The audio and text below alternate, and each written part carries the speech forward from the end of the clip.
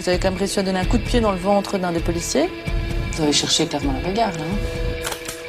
Donc je me suis énervée. Ça donne quoi quand vous vous énervez, que vous êtes sous? Ok. Mais vous me parlez autrement, déjà. Oui, non, je le dis. Ce matin, fait plutôt rare, c'est une femme que Sophie doit entendre dans son bureau pour des coups et blessures. Sous l'emprise de l'alcool, Martha est accusée d'avoir frappé son compagnon lors d'une crise de jalousie.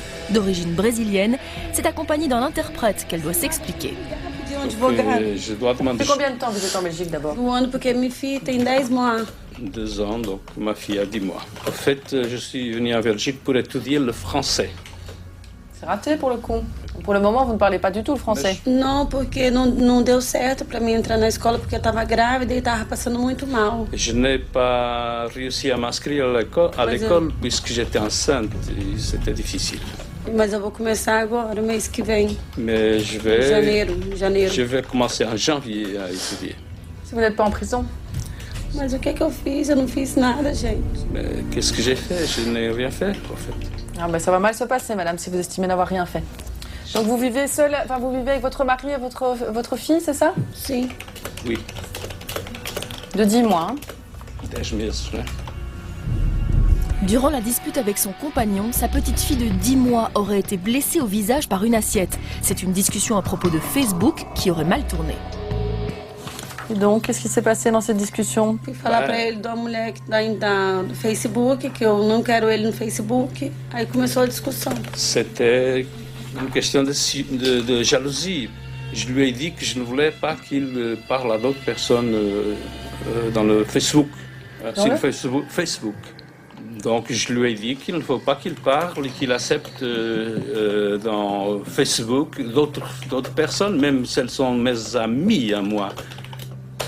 Et c'est tout? Madame, vous n'oubliez pas de me parler de quelque chose dans cette discussion avec votre mari? Non? Jadis tudo. Et qu'est-ce qui s'est passé chez vous? Il y a toujours des assiettes comme ça cassées partout? Eu sei que eu não fiz uma coisa séria. Donc il tremblait beaucoup. Il était vraiment très fâché sur moi. Oui. Et alors? Donc, E eu não fiz mais nada com ele. c'est commencé, la discussion a Eu fiquei na commencé minha. Et la police est arrivée. Donc, je Je vous demande pourquoi les assiettes sont cassées par terre, madame. J'étais vraiment très, très en colère. Hein. Eu sou uma pessoa muito boa, muito Bon, tranquila. madame, expliquez-moi qui a cassé les assiettes? Foi eu. Foi esse. Foi. C'est C'est moi. pas compliqué, vous pouvez C'est le moi. dire. Portanto, é isto que se quer Foi saber. eu. Et pourquoi vous avez cassé les assiettes? Porque eu tava nervosa. Aí na hora que eu fui esbarrar, assim, caiu também. Donc, j'étais très nerveuse et l'assiette m'a glissé des mains.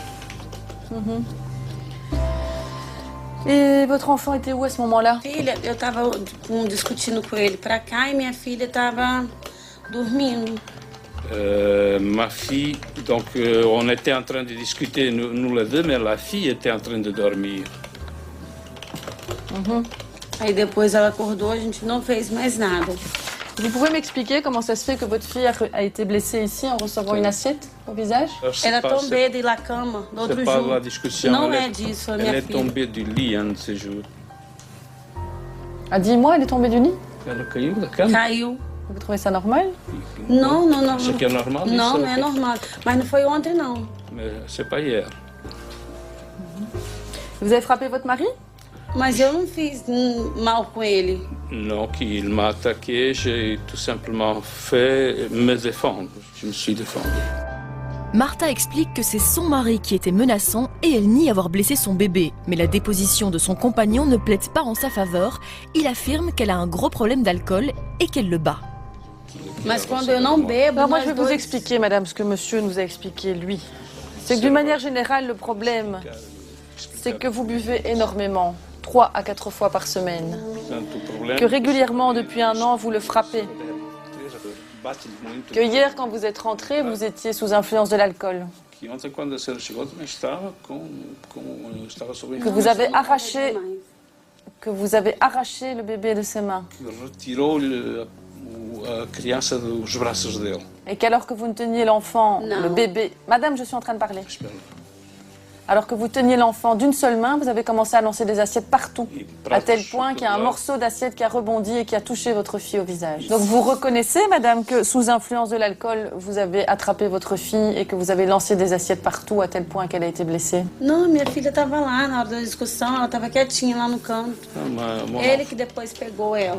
Mon enfant était tranquille dans un petit coin. Eh bien, madame, je ne suis absolument pas convaincue par vos explications. Non, mais Je suis en train de parler.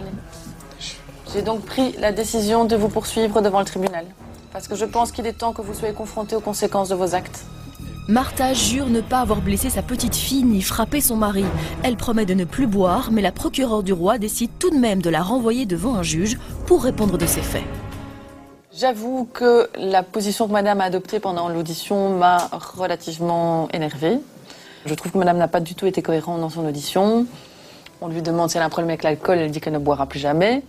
On lui demande pourquoi les assiettes sont cassées par terre, elle dit que son mari tremblait. Enfin bref, je n'aime pas trop le fait de fuir complètement ses responsabilités. Et je crois qu'il est temps que madame soit confrontée aux conséquences de ses actes.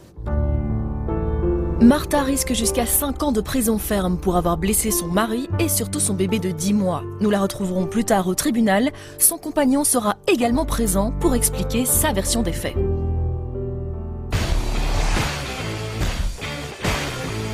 Avisée, la juge de paix Françoise Verhegen doit régulièrement apaiser des conflits de voisinage. Mais c'est très important si vous voulez pouvoir exécuter mon jugement. Sinon, vous allez avoir un jugement qui ne s'exécute pas. Vous allez afficher dans votre salon, le regarder et dire « Oh, quel beau jugement !» Cette fois, c'est Joseph qui se plaint de son voisin François, agriculteur. Il lui reproche d'entreposer ses ballots de foin trop près de sa maison. Alors, monsieur a lancé citation contre monsieur lui reproche d'entreposer de gros ballots de foin. Des ballots, dit-il, qui atteignent parfois 4 à 5 mètres de hauteur, empêchant de recevoir les rayons du soleil. Voilà. Qu'est-ce que vous dites, monsieur? Mais j'entrepose du foin de la cour de la ferme depuis toujours. Oui. Ce que vous voulez que je fasse, moi je ne saurais pas l'entreposer ailleurs que... C'est dans la cour de votre ferme. Oui, oui. Et monsieur, oui. il a sa propriété où par rapport à côté. Vous avez des photos, maître Bracard? On pourrait peut-être voir. Actuellement, maintenant, ce n'est plus la même configuration avec les ballots, parce que c'est des nouveaux ballots qui viennent de mettre. Oui, ben oui. Monsieur Ménard dit qu'il ne sait pas les mettre autre part. Moi, je sais très bien que s'il déplace au tartumier... Mais non, je crois que... On ferait mieux d'aller voir sur place, hein, monsieur. Ce sera plus facile, hein. Monsieur... On est d'accord. Ça peut être le 30. J'ai une conciliation 11 heures. Chez moi? Oui. Ah ben voilà, vous ferez la journée. Prenez votre sandwich. Vous mangerez le sandwich avec nous si vous voulez. C'est à Blény? Ah, madame. Madame la juge, madame. Bonne fin de journée, messieurs. Au revoir. Françoise Verhegen décide d'organiser une visite des lieux pour se rendre compte de la situation et prendre sa décision concernant ces ballots de foin. Pour un juge de paix, ce type de visite est monnaie courante. Nous la retrouverons plus tard dans la ferme où le ton va monter entre les deux parties. Vous n'êtes jamais passé par là, jamais. Non, mais on se trompe. Par la barrière, pas pour les états. Très peu, très peu.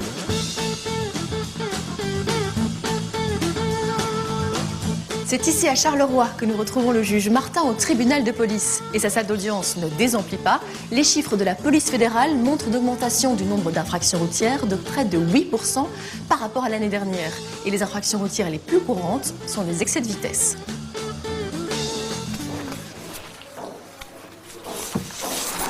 Bonjour madame.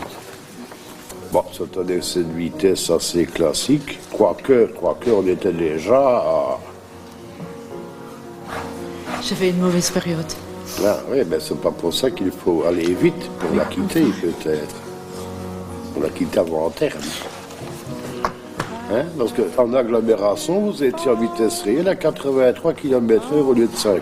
Alors c'est vrai qu'il y a un correctif technique et administratif qui fait que vous ne circuliez plus, entre guillemets, qu'à 77 km/h. Enfin, on était quand même très très proche de la déchéance obligatoire.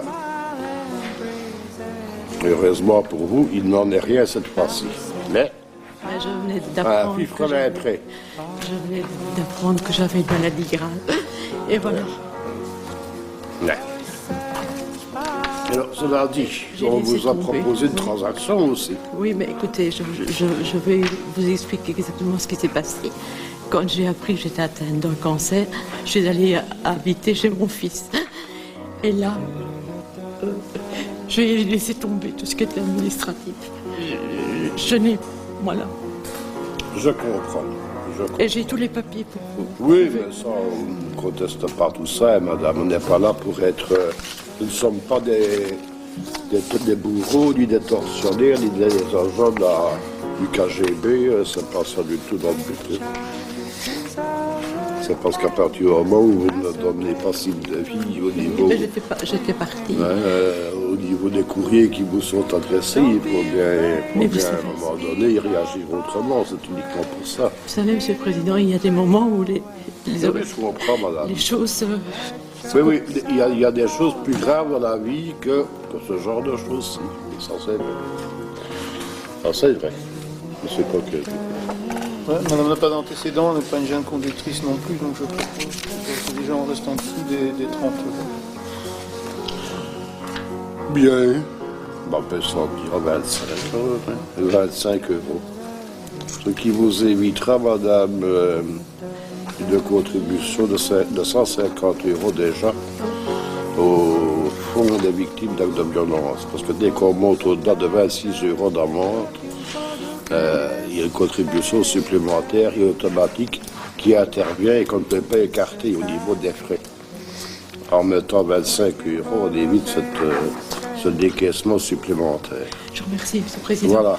Au revoir, madame. Chantal repart finalement avec 150 euros d'amende. C'est au tour de Delphine de se présenter. Elle vient d'obtenir son permis, mais doit déjà se défendre face au juge pour de multiples infractions. Eh bien, on vous reproche un défaut d'assurance et d'avoir circulé avec un véhicule qui n'était pas immatriculé d'une part, et puis par ailleurs pour ne pas avoir respecté les conditions de votre permis provisoire. Oui. Et que dites-vous? C'est vrai, mais concernant la voiture... Oui, mais concernant la voiture, ça ne m'appartient pas en fait. Ah oui, ça que la voiture vous appartienne ou vous appartienne pas, il faut quand même qu'elle soit assurée, hein? Oui. L'immatriculation était signalée volée. Vous en avez des relations, vous? Non. C'est pas mon style. C'est vraiment pas mon style.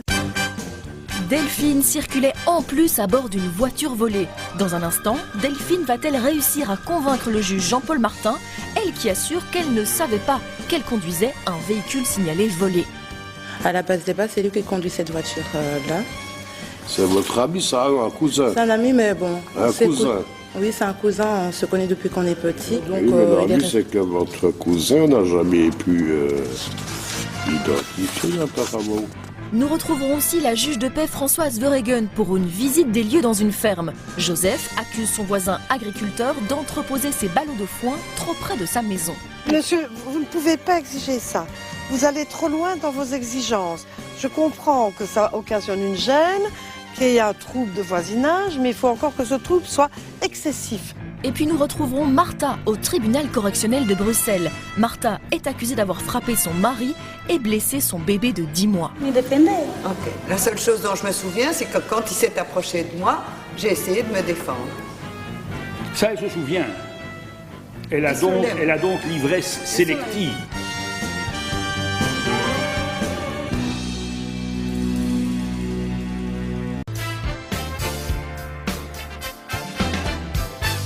Retour à Charleroi avec le juge Jean-Paul Martin. Et je vous rappelle que j'aurai le plaisir de vous retrouver dès la fin de cette émission pour un Facebook Live en compagnie du juge sur la page Facebook d'RTL TVI. Mais en attendant, poursuivons l'audience avec Delphine, qui a commis de multiples infractions à bord d'une voiture volée. En plus d'avoir roulé à bord d'un véhicule volé, Delphine n'a pas respecté les conditions de son permis provisoire. L'immatriculation était signalée volée. Vous en avez des relations, vous? Non. C'est pas mon style. C'est vraiment pas mon style. En fait, je devais... donc, il y avait mon cousin, Thierry, qui était là, et avec son enfant. Il m'a proposé, en fait, de l'aider à l'accompagner parce que son enfant était fatigué et tout.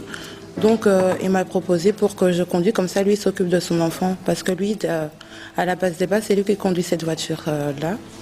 C'est votre ami, ça, un cousin? C'est un ami, mais bon... Un cousin?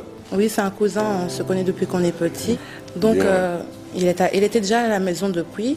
Moi, je suis venue par après les cours et donc... Oui, mais la vie, c'est que votre cousin n'a jamais pu identifier apparemment. Le cousin, il est de France, hein. Il n'est pas d'ici. Ouais, il n'est pas d'ici. Non, il est parti en France après cette affaire. Bon, monsieur le procureur du roi. Votre permis, vous l'avez définitif maintenant? Oui, j'ai mon définitif, oui. Depuis quand? Depuis quelques semaines. Vous l'avez avec vous? Oui, je l'ai avec moi. Mais montrez-le. Entre-temps, Delphine a réussi son permis de conduire, ce qui peut l'aider à obtenir la clémence du tribunal. Merci, madame. Permis... Ça, c'est vraiment tout frais, ça. Effectivement, 15 jours. Ah, c'est bien. Mais bon, tant mieux, hein, madame, tant mieux. On ne demande que ça, nous, hein, c'est de constater que vous vous mettez en ordre, hein. C'est tout à fait excellent. J'ai pas le temps de passer plus tôt parce que... Non, mais c'est pas grave, c'est simplement... Ça vous permet ainsi de pouvoir bénéficier du sursis pour l'amende qui est liée à la prévention sur le permis provisoire, puisque vous avez un permis définitif maintenant, donc vous ne recommencerez plus. Voilà, madame. Donc, grosse partie des amendes en sursis, 50 € au total. 50 € en total? Oui. C'est tout? En 6. C'est tout? C'est déjà pas mal. Est-ce qu'il y a des frais aussi qui viennent? Elle s'attendait peut-être bien à avoir d'autres... des frais aussi, mais il n'y a pas d'échéance, donc... Elle s'attendait peut-être à plus méchant que ça. Faites attention pendant 2 ans de ne pas commettre parce que votre permis B a tout frais, donc pas d'excès de vitesse, pas de franchissement de feu rouge, pas boire au volant, pas de drogue au volant. Je me drogue pas. Ben oui, mais madame, moi je dis tout ce qu'il ne faut pas faire. Après, pas de ligne blanche continue. Oui, mais récemment j'ai fait un excès de vitesse. Si vous avez reçu une transaction, tâchez de payer comme ça. Oui. Vous ne devrez pas avoir de retrait. Voilà. Ok, ça va. Voilà. Merci. Bonne journée. Delphine devra payer 300 € et devra s'acquitter d'ici quelques jours d'une autre amende pour son nouvel excès de vitesse. Avisée, la juge Françoise Verheugen quitte régulièrement son tribunal pour sillonner les routes et effectuer des visites des lieux. Il ferait mieux d'aller voir sur place, hein, monsieur. Ce sera plus facile, hein. C'est à Dahlem qu'elle doit se rendre pour régler un conflit de voisinage. Joseph accuse son voisin agriculteur d'entreposer un mur de ballots de foin trop près de sa maison et de sa cour. La juge de paix est accompagnée de sa greffière et Joseph de son avocat. Bonjour, maître. Bonjour, monsieur. Bonjour, monsieur. Madame. Bien. Vous nous montrez? Allez, on vous suit. Oui, c'est chez vous qu'il y a un problème, donc on vous suit. On fait le tour des problèmes et puis on s'assira autour d'une table. La juge commence la visite par la cour de Joseph, d'où on aperçoit effectivement les ballots de foin entreposés sur le terrain du fermier, avant de se rendre sur le terrain de l'agriculteur. Il faudrait que vos tailles ici ne dépassent plus la hauteur d'homme, c'est-à-dire pas plus que 3, pour ne pas déranger le voisin. Et alors vous savez encore en remettre ici, vous savez en remettre là, et au moins vous ne dérangez pas. Essayez de demander à l'entrepreneur. Je n'ai pas fini de stocker, moi, je n'ai pas trop de place, moi. Oui, mais vous devez encore en mettre là. Ah oui.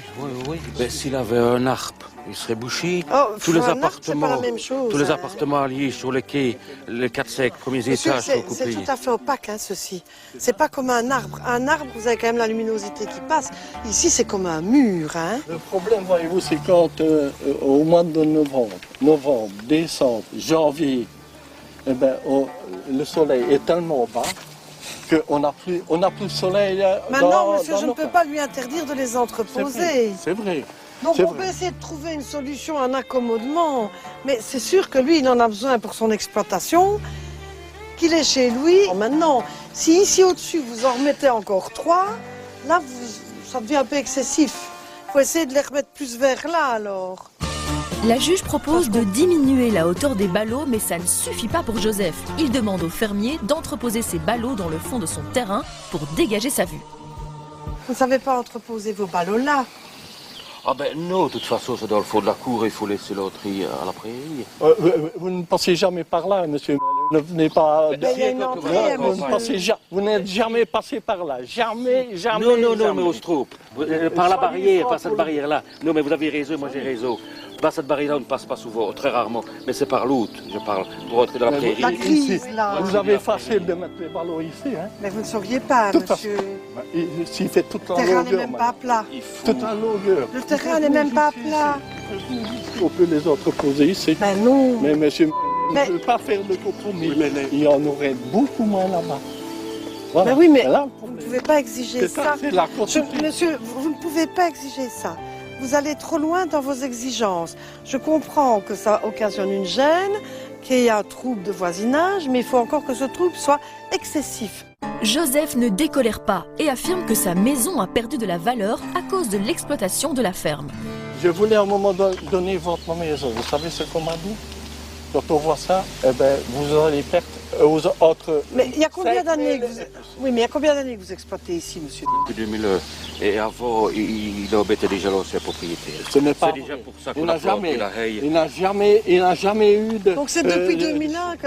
Depuis combien de temps il y a une ferme ici? Oh, mais depuis 300 ans, c'est très très vieux, ça. Oui, Donc monsieur, écoutez-moi, quand vous avez acheté votre maison, la ferme existait. Et je suis Donc allé... vous saviez qu'il y avait une ferme. La juge de paix tente toujours de privilégier un accord à l'amiable pour éviter une procédure en justice longue et coûteuse pour les deux parties. Elle demande à l'agriculteur de faire attention à disposer ses ballots moins haut pour laisser de la lumière à Joseph. Je vous impose rien là, je vous demande juste de faire un effort, d'essayer de ne pas monter au-delà de 3, grand maximum 4, à hauteur de sa maison. Ça vous va comme ça? Allez, venez par ici, alors. C'est plus sec par devant les vaches. D'accord. Sinon, les souliers, ça se nettoie, vous savez. Je suis une fille de la campagne à la base, hein, donc ce n'est pas ça qui me fait peur. Françoise Verhegen compte sur la bonne volonté de l'agriculteur qui promet de faire un effort pour ne pas entreposer ses ballots de foin trop haut. Alors Madame la juge, quelle est la conclusion de cette petite visite sur place?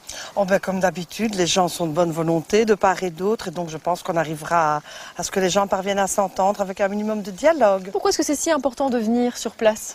Parce qu'on se rend beaucoup mieux compte sur place de la situation des gens.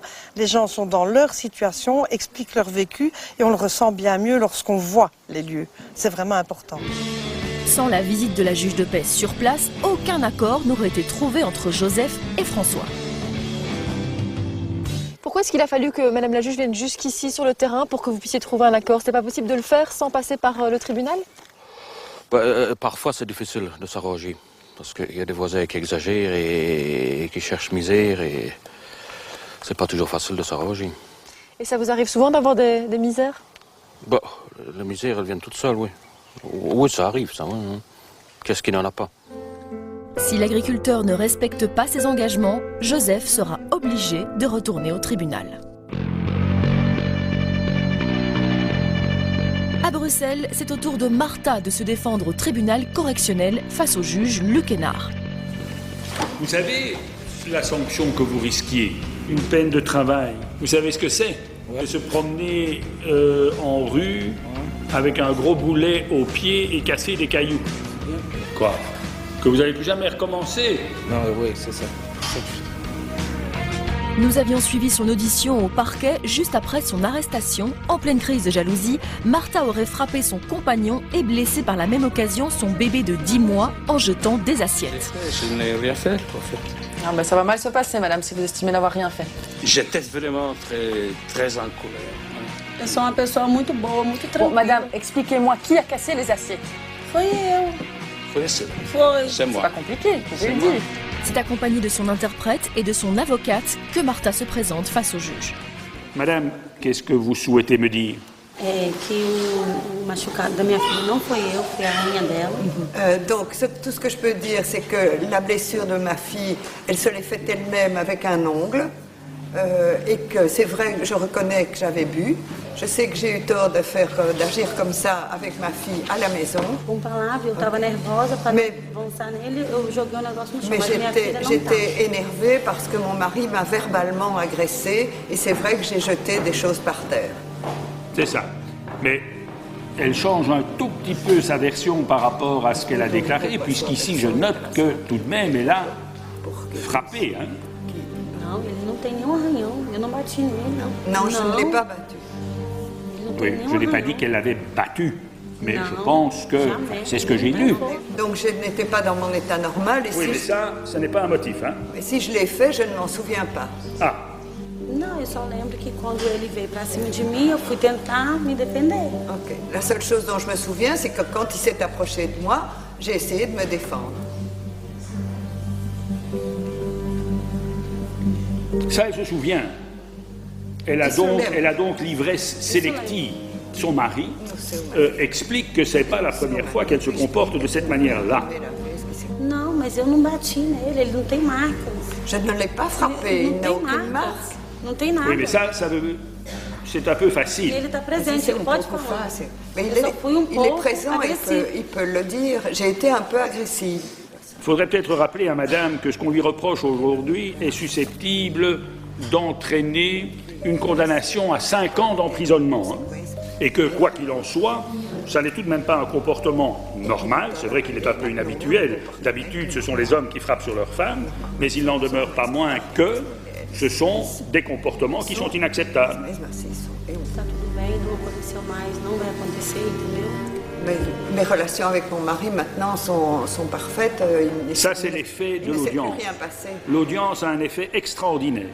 Tous les gens qui comparaissent devant moi, comme par miracle, voient leur avenir changer. On ne frappe plus, on ne vend plus de stupéfiants, on ne vole plus, on n'est plus en séjour illégal. C'est absolument magnifique. Martha nie avoir frappé son mari et affirme que sa petite fille s'est blessée toute seule avec un ongle. C'est au procureur du roi de prendre la parole. Parfait. Monsieur le procureur du roi. Monsieur le Président, je vous remercie. Les faits dont vous avez à connaître, c'est que madame, non contente de boire de l'alcool et de rentrer chez elle, eh bien, à mon sens, et c'est ça qui m'inquiète le plus dans ce dossier, met en danger la vie de son compagnon, mais met aussi en danger la vie de son enfant âgé de 11 mois, Monsieur le Président. Et quoi qu'en dise madame nous dit effectivement qu'il y avait déjà une griffure qui était préexistante, mais vous aurez vu l'état de l'appartement dont vous avez les photos dans le dossier avec des assiettes un peu partout cassées. On a eu un peu de chance dans ce dossier-là, parce que pour le même prix, cet éclat d'assiette, il terminait non pas juste ici à côté du nez, mais bien dans l'œil. Et pour le même prix, cet enfant, il se serait souvenu de ce petit jeu d'assiettes pendant un long moment. Aussi, Monsieur le Président, au stade actuel, je vous demande une peine d'1 an d'emprisonnement à l'égard de madame. Voilà, Monsieur le Président. Le procureur du roi réclame 1 an de prison. C'est au tour de l'avocate de Martha de prendre la parole. Elle rappelle que Martha nie avoir blessé sa petite fille et qu'elle aurait simplement repoussé son compagnon, qui était agressif, durant leur dispute. Il faut tenir compte aussi du fait que ces gens vivent dans une situation sociale qui est moins guidée, moins réglée que la nôtre, qu'ils ont peur de temps en temps de dire... Les Brésiliens ne sont pas tous des sauvages. Hein. Je ne dis pas le contraire, monsieur, du tout. Mais ils ont certaines craintes et ils ne savent pas directement trouver les mots pour expliquer ce qu'il y a. Oui, mais entre eux, ils savent quand même s'exprimer. Ils parlent la même langue, non? Ils parlent la même langue. Et si voilà, c'était un francophone avec un néerlandophone, ça c'était compliqué. Mais les Brésiliens entre eux, ils ont en tout cas le portugais. Voilà, exactement. Et c'est un peu plus chaud que chez nous aussi. Donc, parfois, ça aussi. Je veux dire, il y a les sentiments, etc., qui sont plus élevés, plus importants que dans un couple normal. Nous allons bientôt regretter, vous et moi, de ne pas être brésiliens. Tout ça pour vous expliquer que ce qui a eu lieu, ça a eu lieu. Mais ce couple avait une relation parfaite. C'est un fait unique. C'est pas ce que dit monsieur. Hein. Monsieur dit tout de même que c'est pas la première fois. Hein. Monsieur est sorti 2 minutes avec l'enfant, mais effectivement, monsieur a repris la relation comme avant. Je veux dire... Le syndrome de l'homme battu existe tout comme celui de la femme battue. Hein. J'ai pas l'impression qu'il On se frappe et après on est très amoureux et puis on revient et ça recommence. Où est monsieur? Il est encore là? Non, il est sorti. Il est sorti avec l'enfant, si vous voulez, je le rappelle Oui, faites-le venir 2 secondes. L'avocate de Martha demande l'acquittement de sa cliente et propose au compagnon de s'expliquer. Pedro se présente face au juge avec dans ses bras sa petite fille qui aurait été blessée durant la dispute. Il prend place sur le banc des victimes. Alors monsieur, d'après vous, qu'est-ce qui s'est passé ce fameux jour-là? Elle avait bu, elle était un peu imbibée. Elle m'a accusée de chipoter au téléphone et de parler avec d'autres femmes et elle m'a agressée. C'est ça.